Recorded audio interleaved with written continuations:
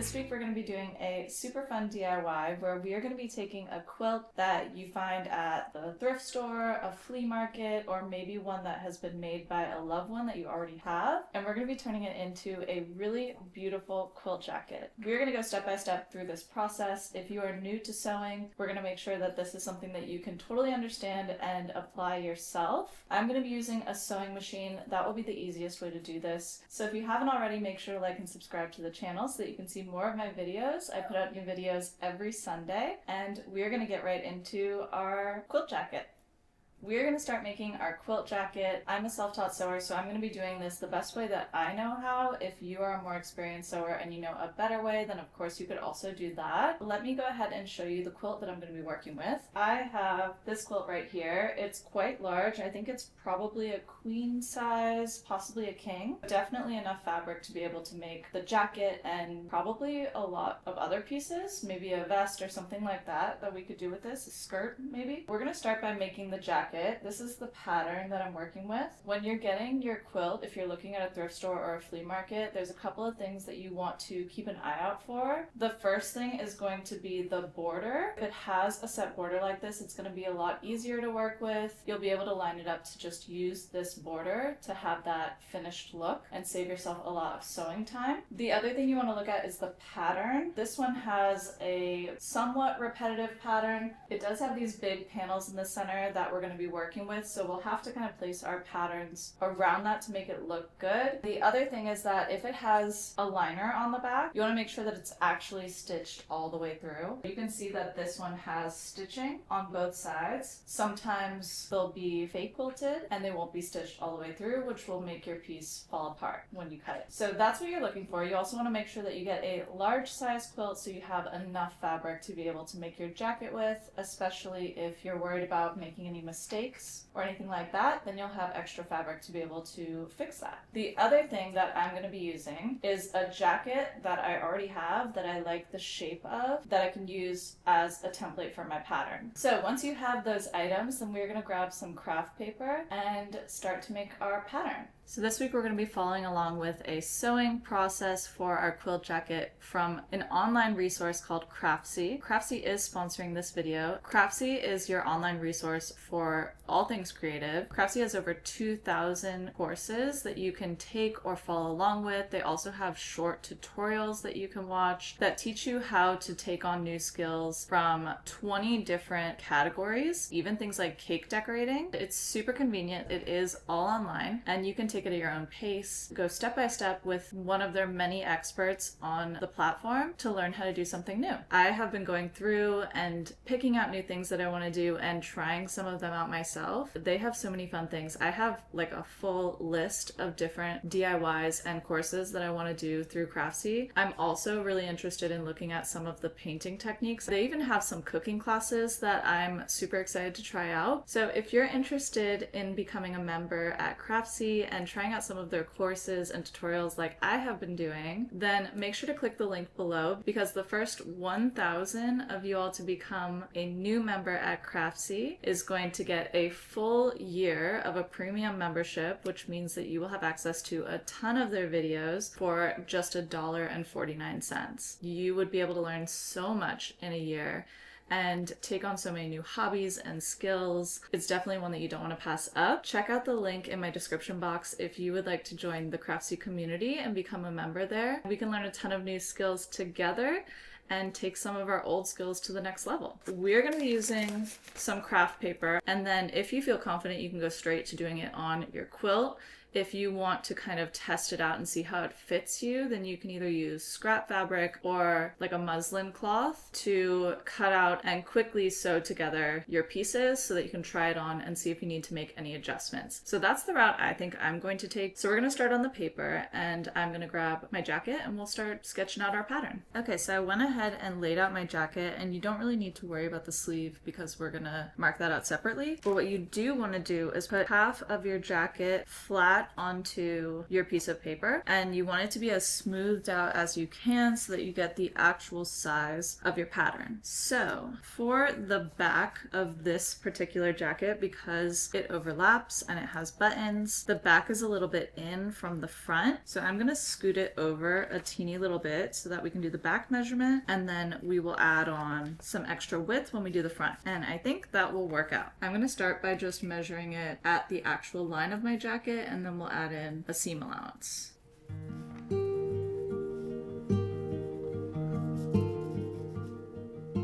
And then if we want to add the collar, we'll just stitch it onto what already exists. And then for the sleeve, you can either take a sewing needle and poke through and poke holes, but because mine's a jean jacket, it's pretty thick. So I am going to flip my sleeve up, and I'm going to press down so that I can see roughly where the sleeve goes and mark that out.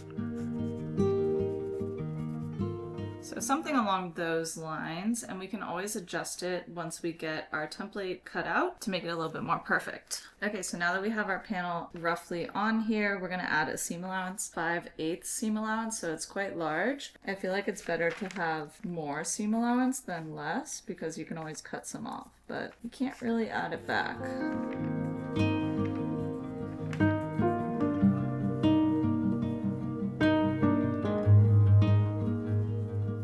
Okay, so now that we have it marked out, we're just going to cut this out, and then we can make the front template.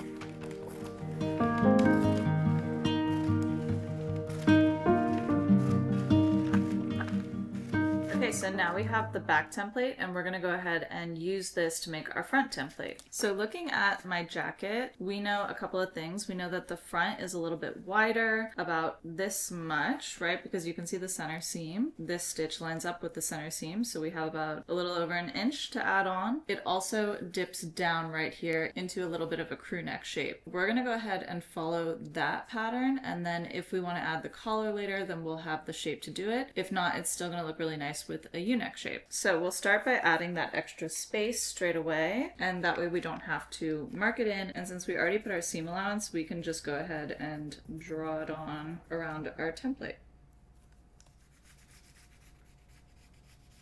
So here is our front shape, and we're just going to bring down the neckline right here into a U shape.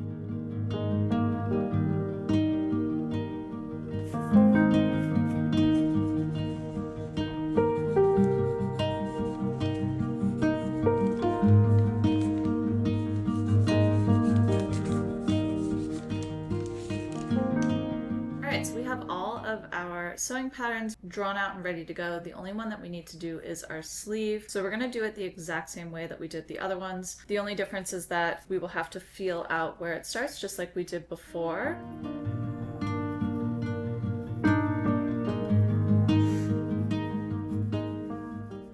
Can you guys hear Nala snoring? She's sleeping on the quilt.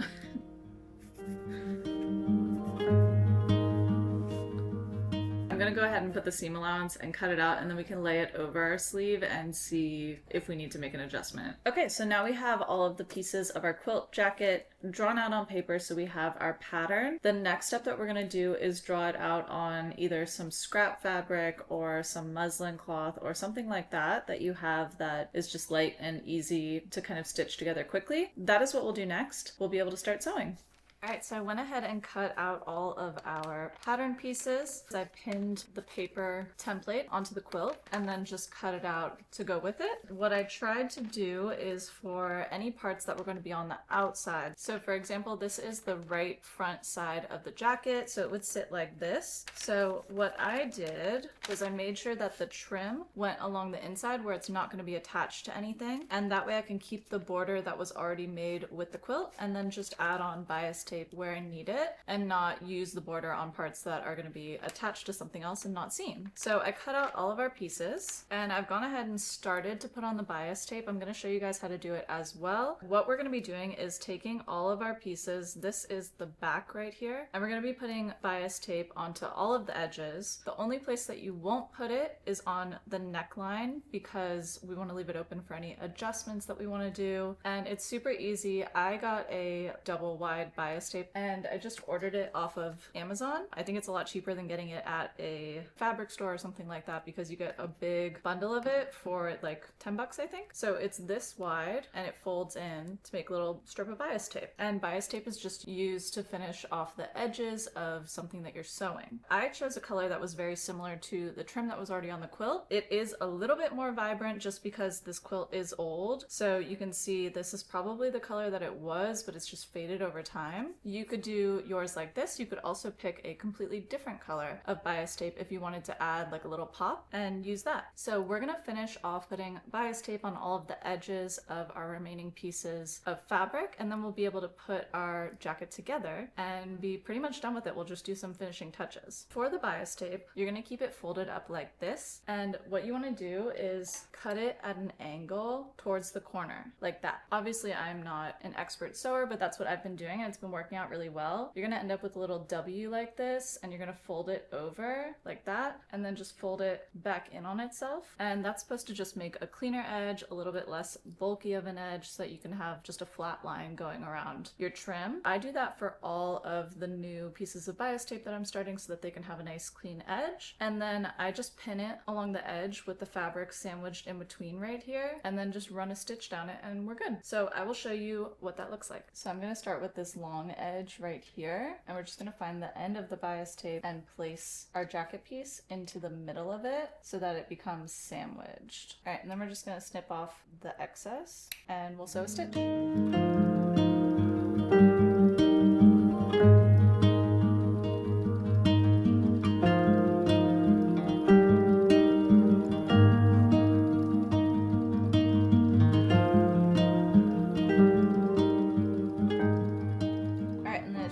Something like this, and you just want to check the back and make sure that the entire thing got tacked down and you didn't go off course at all. We'll continue to do this for all the sides. I'm going to do this part right here next, stopping at the neckline, and we'll do this for all of our pieces.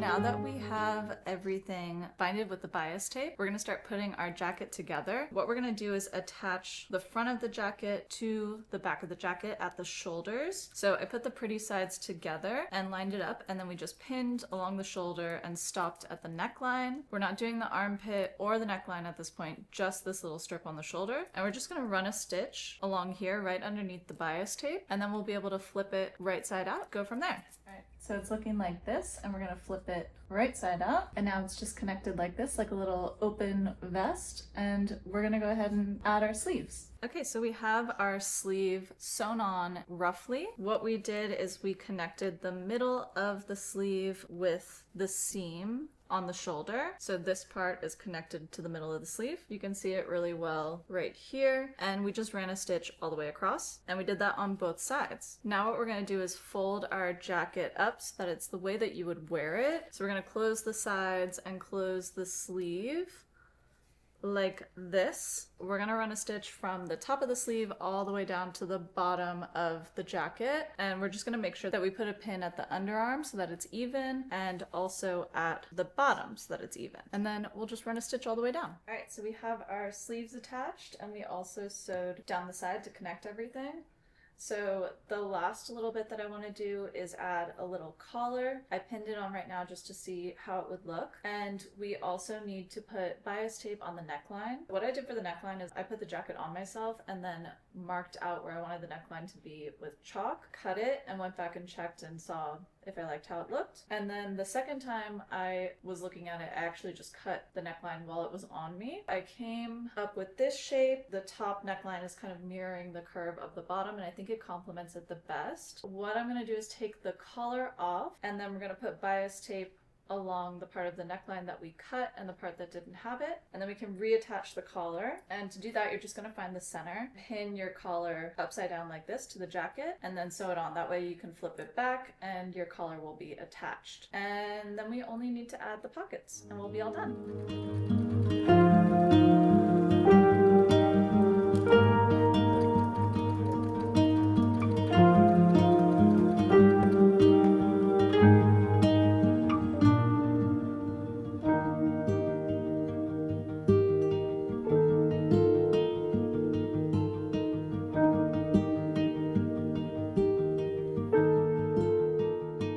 So here is the finished jacket. I added on collar and some little pockets. I was debating on adding some buttons or some kind of clasp, but I wasn't really sure if I felt like it looked good or not, so leave me a comment and let me know if you think I should add any kind of button to close this. But I'm super happy with how it turned out. It's really cozy, definitely a warm fall type jacket, and it just feels like you have a quilt wrapped around you, so it's really nice. I hope that you guys enjoyed this week's video. Let me know if you give the DIY quilted jacket a try. I would love to see how yours turned out or hear how it went for you. If you haven't already, make sure to like and subscribe to the channel so you can see more of my videos. And thank you guys so much for watching. I'll see you next Sunday.